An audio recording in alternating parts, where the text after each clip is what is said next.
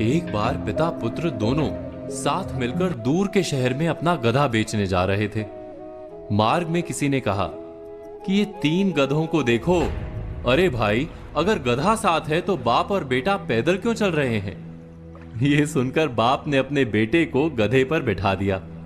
कुछ आगे जाकर किसी ने कहा कि कमाल का बेटा है भाई, अपने बूढ़े बाप को पैदल चला रहा है। तो बेटा गधे से उतर गया और बाप को बैठा दिया। कुछ दूर जाकर किसी की बात सुनी, भाई कमाल का बाप है, अपने बेटे को पैदल चला रहा है। यह सुनकर बाप बेटे दोनों गधे पर बैठ गए।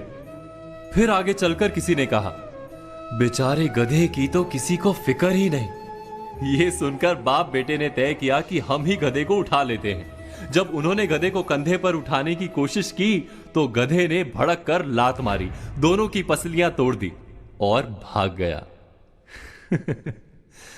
हीन भावना से बंधे लोग क्या ऐसे नहीं जीते? कभी कभी हमारे सारे निर्णय लोगों की धारणाओं पर आधारित होते हैं। हम यही विचार करने में जीवन बिता देते हैं कि समाज क्या कहेगा। अपने जीवन का प्रवाह लोगों की बातें सुनकर बदलते रहते हैं। ऐसी हीन भावना हमें जीवन में सफल नहीं होने देती। क्या ये सत्य नहीं? ये सत्य है कि समाज से उत्तम कोई दर्पण नहीं।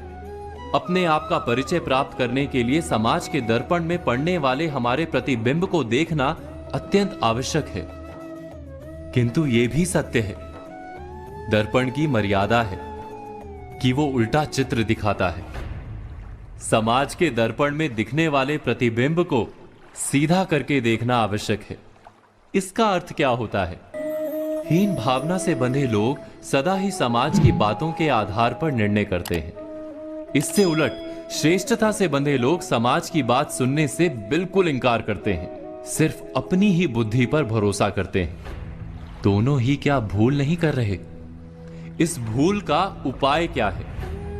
बहुत सरल सा उपाय है। हम जितना समाज के दृष्टिकोण को महत्व देते हैं, उतना ही अपने दृष्टिकोण को महत्व दें। अपनी शक्तियों और मर्यादाओं को जानकर आत्मविश्वास से भर जाएं। स्वयं ही हमारे निर्णय हमारे अपने होंगे और अहंकार से भरे नहीं होंगे। ना श्रेष्ठता से लाभ होता है, ना ही हीनता से लाभ होता है।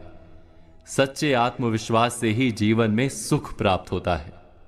इस बात पर मनन, चिंतन, विचार अवश्य कीजिएगा।